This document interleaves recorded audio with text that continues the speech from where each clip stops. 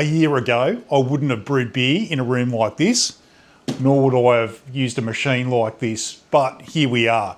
So g'day and welcome back to the channel. Today, I wanted to talk a bit about where the channel's at, what we're going to be working with for the next little while I'm down here in Brisbane, because I'm very quickly finding out what works and what simply doesn't work when you're living in a studio apartment. Well, welcome to the apartment, guys. So a year ago, I wouldn't have touched a machine anything like this, but now that I live in a studio apartment, I'm suddenly finding that space matters more than what my pride does. The move down here went pretty smoothly, all things considered. And before I go any further, I just want to put my thoughts out, definitely with everybody who's been impacted by this crazy weather we've been having around Australia lately. Tropical cyclone Koji definitely made its presence felt as I drove down the coast from Townsville down here to Brisbane, and it certainly left a wake of destruction in its path. So as you can see, I've been pretty deliberate with my gear choices. I'm not limited just by space, but by the reality of living in a building with other people. So things like heat, steam, noise and smells actually matter. Look, I do have a small covered balcony, which means I can brew all grain, but it has to be electric. Gas is definitely a no-go in this building. And honestly, electric just makes sense here anyway.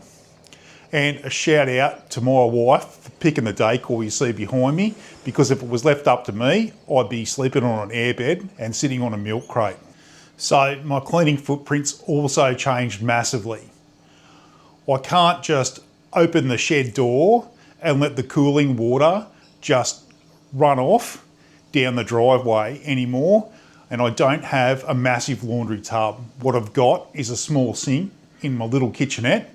But that doesn't mean I'll be no-chilling everything. It just means I have to be a lot more deliberate about how I use water, and more importantly, where it goes. I'm pretty sure the neighbours would take a pretty dim view of me letting water just free fall off the balcony down onto the street downstairs. Now, I also deliberately left the glycol system and the conicals and the big buckets and all of the big heavy gear back in Townsville. Not just because of space, but because once you start running glycol indoors, condensation management becomes a real thing. And on carpet, that's just asking to lose your bond. So as far as a dedicated fermentation chamber goes, I just don't have the space here. The kegerator's been deliberately built so that it can serve dual purpose as a fermentation chamber as well as a kegerator, and I've got an Inkbird ICT 308 that I plan on using later on if I need to do bigger batches. So for now, I'm looking at a mix of kits, some extract brewing, and definitely small batch 10 litre brew in a bag, as well as recipe development and bigger batches when we get back home to Townsville.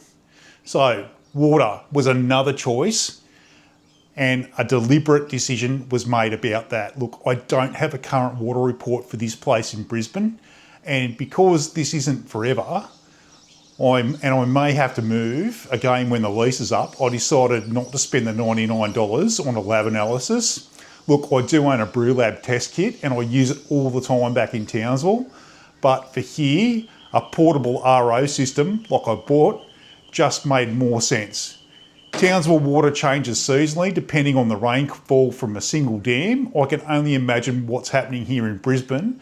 So starting from scratch with an RO batch of water gives me consistency wherever I am. So that's the quick tour of the place. Look, I've just made a lemon squash video. I'll link to it up here somewhere.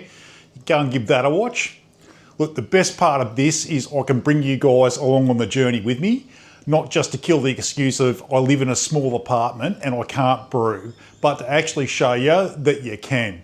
Look, I'll catch you on the next one. Remember, life's too short to drink dodgy beers or to not brew or get a lemon squash on just because you think you don't have the space. I'll catch you on the next one. Cheers. Oh yeah.